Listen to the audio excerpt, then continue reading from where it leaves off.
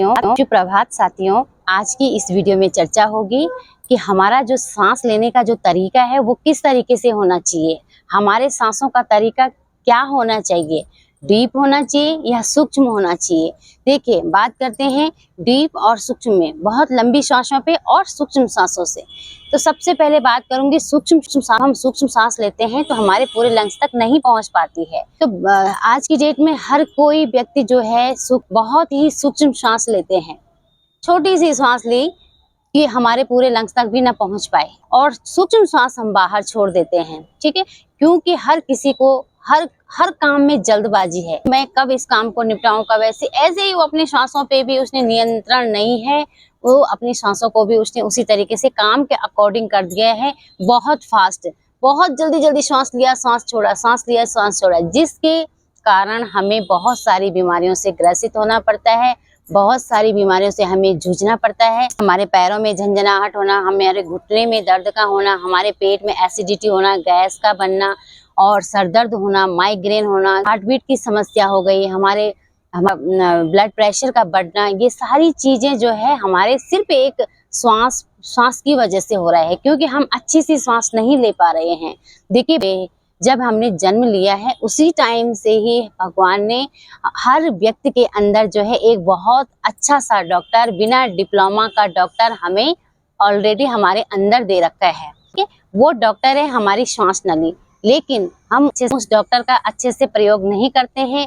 हम उसके अकॉर्डिंग नहीं हमें अपने अकॉर्डिंग से चलना होता है, जिसकी वजह से हम बहुत जल्दी बहुत फास्ट श्वास लेते हैं, और उस श्वास की वजह से हम कई रोगों से ग्रसित हो जाते हैं।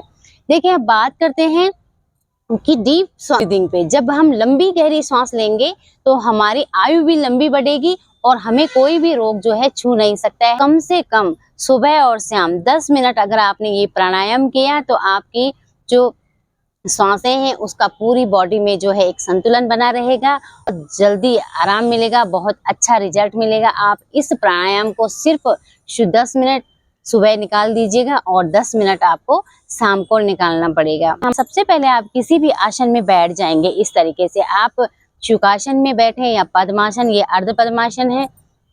आप वज्रासन का प्रयोग भी कर सकते हैं। आप किसी भी आसन में अगर आप ऐसे नहीं बैठ पाते हैं तो आप चेयर का सहारा भी ले सकते हैं। किसी भी स्टूल में बैठ जाए, आप बेड पे बैठे हुए हैं, आप लेटे लेटे भी आप इसे कर सकते हैं। ठीक है, तो करना क्या है, आपका इस तरीके से आपने बनाई वायु मुद्रा, और वायु मुद्रा में बैठ के आपने करना है अनुलोम विलोम प्राणायाम। बहुत ही नॉर्मल प्राणायाम है, इसे कोई भी कर सकता है। इस तरीके से आपने मुद्रा बनाई और दाईं नोस्ट्रिल को बंद करते हुए आपने काउंट करना है 5 टाइम तक। 5 टाइम तक आप काउंट करेंगे अंदर की तरफ, 1 2 3 4 5, धीरे धीरे। तो आप 5 टाइम तक अंदर की तरफ श्वास लेंगे, और जब आप श्वास को बाहर छोड़ेंगे तो उसमें आपका टाइम रहेगा 10 टाइम तक। ठीक है, आपने 10 टाइम तक श्वास को बाहर छोड़ते हुए टाइम देना है।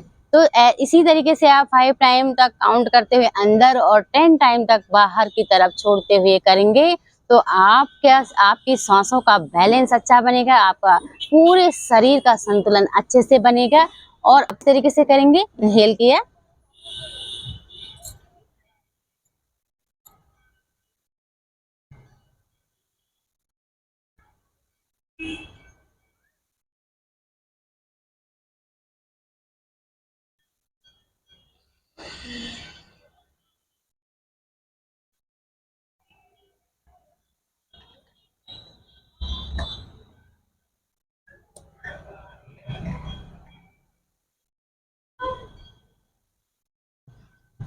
ठीक, 10 टाइम आपने बाहर की तरफ। इस तरीके से आपने 5 टाइम अंदर और 10 टाइम आपने सांस को बाहर छोड़ने में लेना है। आप देखना आपकी सांसें जो है बहुत सामान्य स्थिति में बनी रहेगी, आपको कोई भी बीमारी छू नहीं सकती है। आपको जो हार्ट बीट की प्रॉब्लम है, आपके हार्ट से जो भी समस्याएं हैं, उसमें आपको बहुत अच्छा रिजल्ट मिलेगा। उसमें आप करके देखेंगे, इस वीडियो के साथ साथ बने रहेंगे। और दूसरा जो हमारा प्राणायाम होगा वो समवृत्ति प्राणायाम। इस तरीके से आप अपनी नाभि के अंदर, नाभि के ऊपर से हाथ रखेंगे। राइट हैंड, जो आपका दायां हाथ है वो नाभि के ऊपर रहेगा, और जो आपका लेफ्ट हैंड है, बायां हाथ है, वो आपके हार्ट यहाँ पे आपकी धड़कन के हृदय के यहाँ पे अपने हाथ को रखेंगे हार्ट बीट पे यूं, और धीरे धीरे यहाँ पे भी आपने काउंट करना है 5 टाइम तक। श्वास लिया यूं,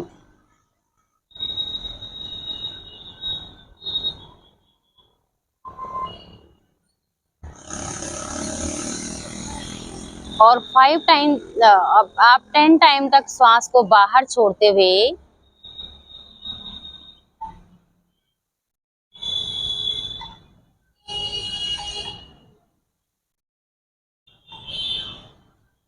ठीक है।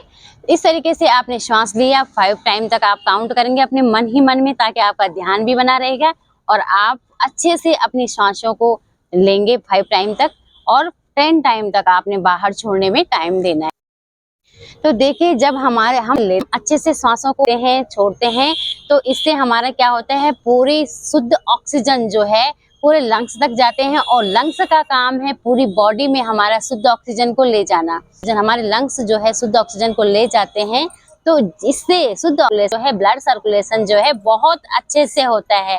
और ब्लड सर्कुलेशन अगर हमारी पूरी बॉडी में अच्छे से हो रहा होता है, कोई भी बीमारी हमें छू नहीं सकती है, क्योंकि हमारा ब्लड सर्कुलेशन अच्छे से हो रहा है। नमस्ते, मिलते हैं दूसरी वीडियो में।